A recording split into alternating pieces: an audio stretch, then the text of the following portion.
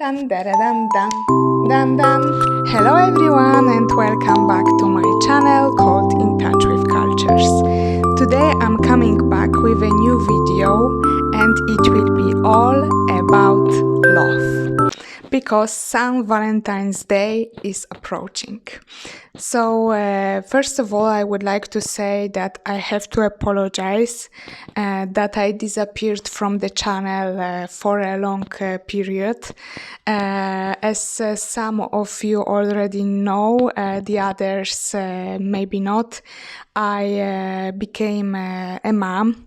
I gave birth to my daughter in December and here I am back. I hope that you will enjoy my content because there will be more of it this year, and also you can, as always, follow me on social media, In Touch with Cultures, and also La Vie à la Française on Instagram and on Facebook. So without further ado, let's talk today about Love is Blind.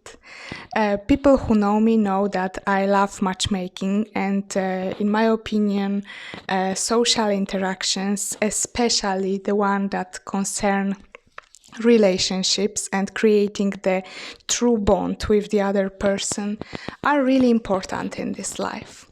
But as we can see, our society, and by society I mean Western society, but also as we can see, for example, by watching Love is Blind Habibi, the Eastern society is becoming more and more individualist, and it is not without the consequences on relationships.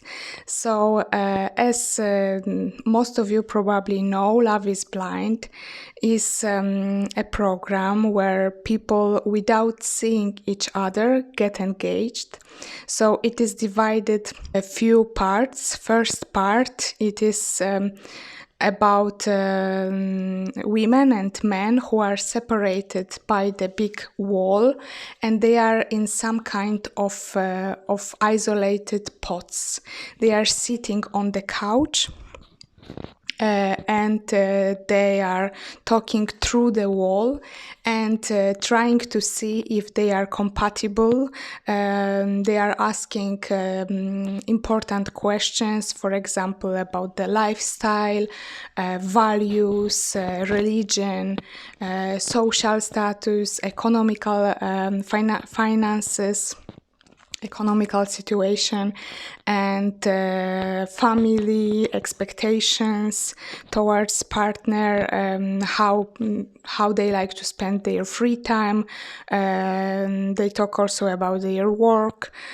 So first of all, they are checking this mental connection without ever seeing each other. This is why it is called Love is Blind.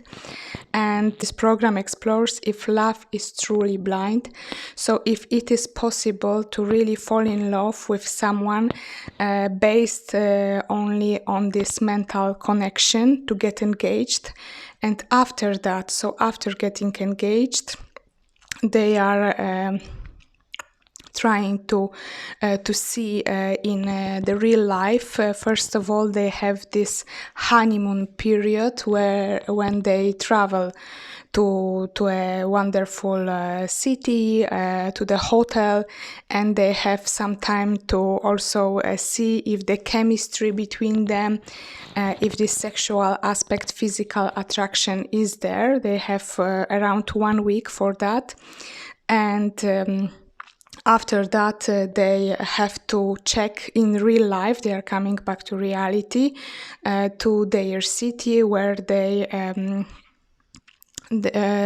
try to live together, and for few weeks, because in total they have around 2 months since the beginning of the show until their wedding. So during this last part, they are trying to see if it works between them. They can also meet each other's families and friends and start preparations for the wedding. And of course, Uh, the goal is to get married, and during the marriage ceremony, they will either say yes, either say no. And after in the last episode, we can observe after 1 year if the couples are still together, if they split up, and what happened between them. And I must admit that I love this show because as I'm interested in different cultures, I watched already the version of England, of US, of Dubai, of also France, Italy, Argentina. Now I will watch German and also Swedish. And here I wanted to present some conclusions. I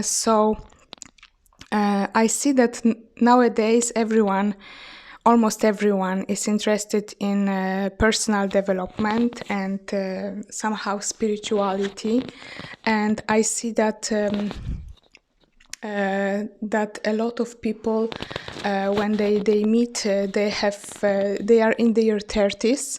There is also a version that exists for seniors, so they are older and older. It's not like the previous generations when the couples were in their 20s. Here, the participants of the program, they are rather in their 30s or even beginning 40s. And they already have this baggage. Sometimes it can be a burden, sometimes it can be a trauma, and they are talking about it. Sometimes they have children from previous relationships, sometimes they have been through some toxicity or through jealousy or through cheating. Yes, so they are coming with their experience that they are bringing into the couple. And for example, I don't want to give like a lot of spoilers, but what was shocking for me, that for example in French version, almost nobody could create something that was that could be called long-lasting relationship. So I was asking myself, is it the question of if love is truly blind, and this program is showing that it is just too short amount of time for the people to possibly create this bond, or is it the question of comfort that they are used to and they don't want to invest in relationship, or just that they don't want to give up the part of themselves to make this relationship work. They are choosing based on this isolated situation when they are talking about their desires, their expectations, etc., their aspirations, but then the real life verifies everything. I don't know, but what I can tell is that in all of these versions, what I saw is that women, they look now, of course, for providers, for the men with the high material status, for the men who will also be a guarantee of safety to them, and also who will be on the same level of development. They are investing in relationship with men who want to grow at the same level as them. And they don't need the theorists, poets, they don't need the philosophers, they need the real masculine men who will encourage them, who will motivate them to be bigger, who will create something together with them, who will build something strong, and who will also take their part of responsibility in relationship, in marriage, with different tasks, housework, and also children. And what I see is that some of the participants, I will not generalize here, but especially the men, they don't have this maturity. So they enter, they want to participate, they see, there is chemistry between us, or I don't know, this woman is beautiful. But after, when the things get complicated, when they see that they have to give something from themselves, they back off. They start ghosting. They start. They say no during the marriage ceremony, or simply they cannot show their commitment, their true commitment. And for me, it is sad, because when I look back on the generation of my parents, grandparents, great grandparents, etc., the men, they invested the same way as the women. They were together the whole life, and today it is that easy to break something, to finish something, to end something, without even looking back, looking behind, etc., without even sometimes making any conclusions and analyzing what went wrong. So this is a personal viewpoint. Of course, you don't have to share it, but in all of these versions, I saw that if there are these components of physical attraction, mutual physical attraction, second of all, similar backgrounds and values, even though the nationalities might be different, because, for example, in Italian version, there was a woman from Korea that was also living in Italy, and Italian guy, but it worked. Why? Because they were both very open, very tolerant. They didn't create drama. There was nothing toxic in their behavior. There was a real chemistry and sexual connection, and also their families were supporting them, their parents. Because what I see is that it is like multiculti everywhere in these editions. People, I don't know, might live in Italy or France, but they are coming from different parts of the globe. And they might have Asian origins or Arabic or whatever. And the problem starts where the families and friends are not bringing any support to the couple, are against this connection. And when I start to see that they will not make it, that the question of if they are compatible or not, I don't know, one person can be sophisticated, the other can be very simple, so it will not necessarily work among them. But for me, the question of assuming the responsibility is crucial in this kind of reality shows, because sometimes I have a feeling that these people are coming there only to show off, only to present themselves. There is a lot of narcissistic behaviors among them. And although we all want to believe in love, etc., with this kind of formats, I see that that there is something missing. So if the dating apps are deceiving us, if this kind of shows are deceiving us, I was also talking on this channel about the traditional Indian matchmaking, when there was the true matchmaker who was associating, who was examining the people, and who was proposing their partners who might meet their expectations. Maybe today we need to come back to the roots, to the origins, for example, and hire a real person who will know both of us, who will know and who will, from the psychological point of view, see if it might work between us or not. I'm not talking that these arranged marriages are somehow better, but what I see is that if people try to make it work only by talking and by trying something physical first, and after trying to live together and face all of the challenges of the modern world, it is simply not working. Maybe we should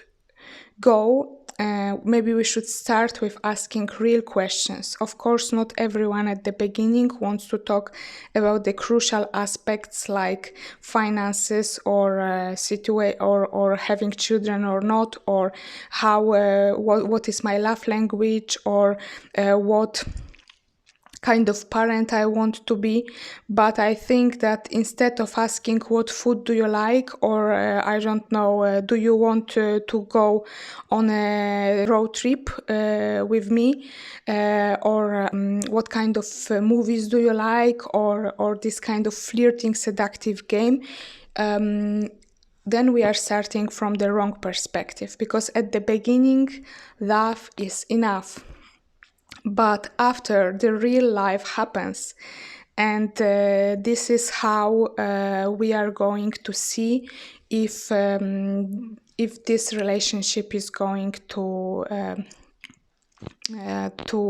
unite us or maybe not. So this is just my viewpoint on this show. I wonder, do you like it? And if yes or not, have you watched the episode? Because I'm really binge watching the episodes. I still want to believe in love, even in modern era.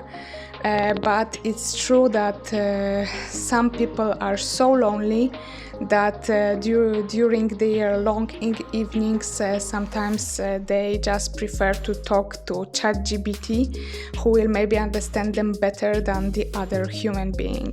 And in order to make a change in this world, first of all, I think that we have to show the true commitment, be engaged in the situation, show this empathy, look at the other person, and also try to understand their motivation, to be precise from the beginning, to be consistent, and sometimes also to be unapologetic about their principles if this is something that is important to them. I wish you all a wonderful Valentine's Day, and let love be always around us in our life. See you next time. Bye bye.